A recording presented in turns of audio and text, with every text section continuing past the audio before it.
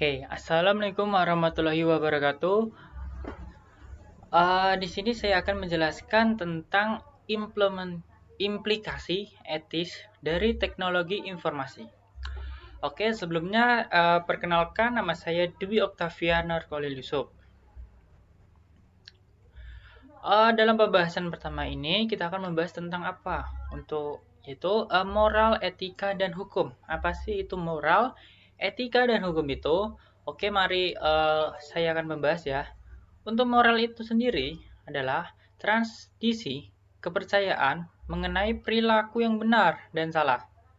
Moral juga bisa dikatakan sebagai institusi sosial dengan sejarah dan seperangkat aturan. Untuk etika itu bisa dikatakan apa? Sekumpulan kepercayaan, standar atau teladan yang mengarahkan yang masuk ke dalam seseorang atau masyarakat, ya kan? Etika sangat bervariasi dari satu komunitas dengan yang lainnya. Berarti banyak etika.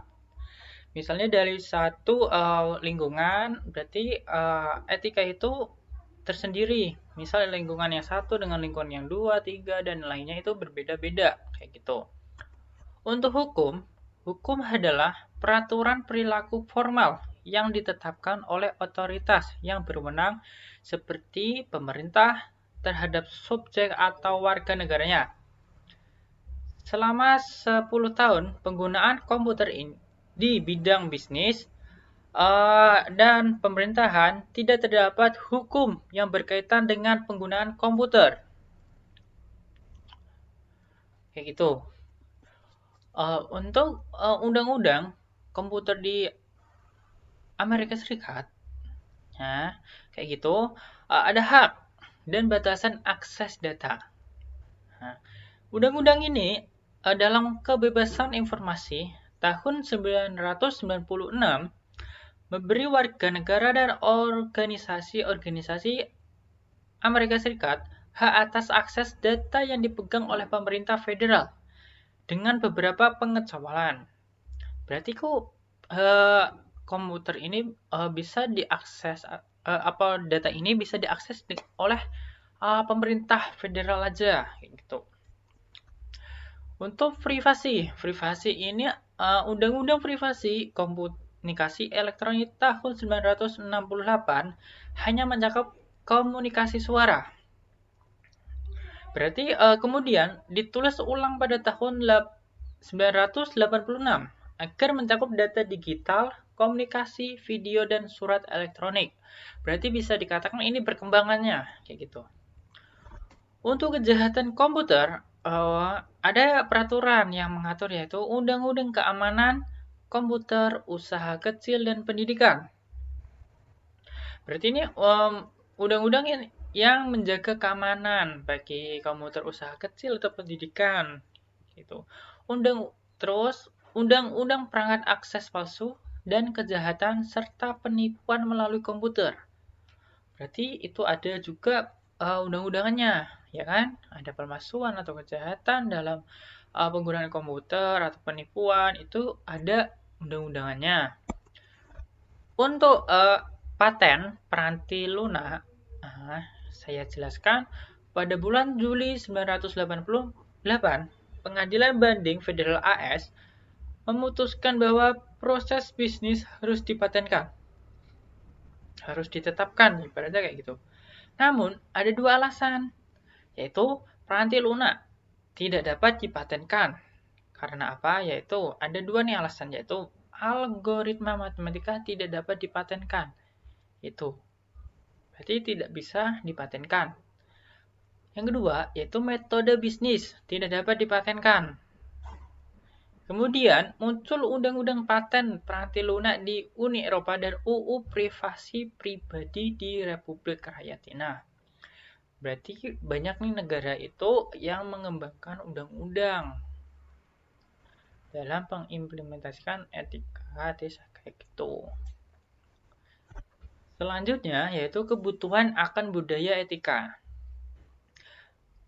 Untuk keterkaitan antara CEO dengan perusahaannya merupakan dasar untuk budaya etika. Misalnya etika kepada bawahan ke atasan kayak gitu. Jika perusahaan dituntut untuk berlaku etis, maka manajemen tingkat tinggi harus bersikap etis dalam segala sesuatu yang dilakukan dan dikatakannya. Berarti jika pegawainya atau karyawannya atau stafnya itu berperilaku etis, maka atasan pun juga seperti manajer atau manajemen juga bisa bersikap tinggi dalam bersikap etis. Terus manajemen tingkat atas harus memimpin melalui contoh. Nah, sudah aku katakan tadi, berarti manajemen ini menjadi contoh bagi karyawan, kayak gitu. Harus etisnya itu lebih tinggi, kayak gitu. Bagaimana budaya etika diterapkan? Nah, bagaimana caranya itu dengan kredo perusahaan.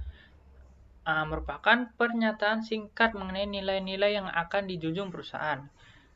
Berarti ada perusahaan itu memiliki nilai-nilai yang harus dijunjung atau etika yang harus ditetapkan. Terus program etika. Etika ini upaya yang terdiri atas berbagai aktivitas yang didesain untuk memberikan petunjuk para karyawan untuk menjalankan kredo perusahaan. Selanjutnya, kode perusahaan yang disesuaikan. Kode ini biasanya disusun berdasarkan perusahaannya sendiri. Kayak gitu. Alasan dibalik etika komputer. Kenapa? Kayak gitu. Terus ini ada alasannya. Yang pertama, alasan yang penting etika komputer, yaitu kelenturan secara logis. Sebagai kemampuan untuk memprogram komputer untuk melakukan hampir apa saja yang ingin kita lakukan. Selanjutnya, faktor transportasi. Komputer bisa merupakan cara kita mengerjakan sesuatu dengan tradis. Selanjutnya, faktor ketidaktampahan. Masyarakat memandang komputer sebagai kotak hitam. Kayak gitu. Padahal fungsi dan apapun tujuannya atau gunaannya itu lebih penting, bukan hanya seputar kotak hitam aja tanpa ada apa-apanya. Yang kedua yaitu hak sosial komputer, hak privasi, hak untuk mendapatkan keakuratan, hak kepemilikan, hak mendapatkan akses. Hak privasi ini bisa dikatakan itu hak secara individu kayak sendiri gitu. Aku tidak mau melihatkan ke orang lain. Hak untuk mendapatkan keakuratan, berarti orang itu ingin mendapatkan keakuratan, akurasi kayak gitulah. Hak kepemilikan, berarti dia itu keinginan bahwa dia itu yang milik dengan tanda-tanda apapun itu seperti bukti kayak gitu. Hak mendapatkan akses, berarti dia itu bisa mendapatkan akses, bisa masuk ke dalam web atau data apapun yang dikunci, sehingga ada beberapa orang tertentu kayak gitu. Terus audit informasi, ada beberapa. Yang pertama yaitu audit eksternal, yaitu dari luar organisasi untuk memverifikasi keakuratan catatan akuntansi. Yang kedua, audit internal, yaitu melakukan analisis yang sama seperti auditor eksternal, namun memiliki tanggung jawab yang lebih luas. Selanjutnya yaitu jenis aktivitas audit. Nah, ada beberapa, yaitu audit finansial, operasional, dan keberlanjutan. Audit finansial yaitu memverifikasi catatan-catatan perusahaan dan merupakan jenis aktivitas yang dilaksanakan auditor eksternal. Selanjutnya yaitu audit operasional. Tidak dilaksanakan untuk memverifikasi catatan, melainkan untuk memvalidasi efektivitas prosedur. Yang terakhir yaitu audit keberlanjutan. Sama seperti audit operasional yaitu ya, tetapi audit ini keberlanjutan berlangsung secara terus-menerus kayak gitu. Menerapkan etika dalam teknologi informasi. Kode etik dan perilaku profesional ini yaitu keharusan moral umum, tanggung jawab profesional yang lebih spesifik, keharusan kepemimpinan organisasi, dan kepatuhan terhadap kode. Kayak gitu. Yang kedua yaitu pendidikan etika komputer. Ada beberapa yaitu mata kuliah di perguruan tinggi harus menguasai program profesional, yaitu berarti harus profesi kayak gitu ya. Program edukasi swasta berarti harus mempunyai harus mengikuti lah kayak gitu. Selanjutnya yaitu etika dan CEO. Nah, berarti ini adalah untuk dia itu memahami prinsip-prinsip akuntansi, mempelajari sistem yang menyelesaikan laporan keuangan dan mengambil tindakan perbaikan. Mendidik eksekutif perusahaan mengenai sistem-sistem keuangan, mengintegrasi ke dalam sistem informasi, berpartisipasi di dalam memberikan informasi, dan mengendalikan dengan ketat keuangan. Nah, mungkin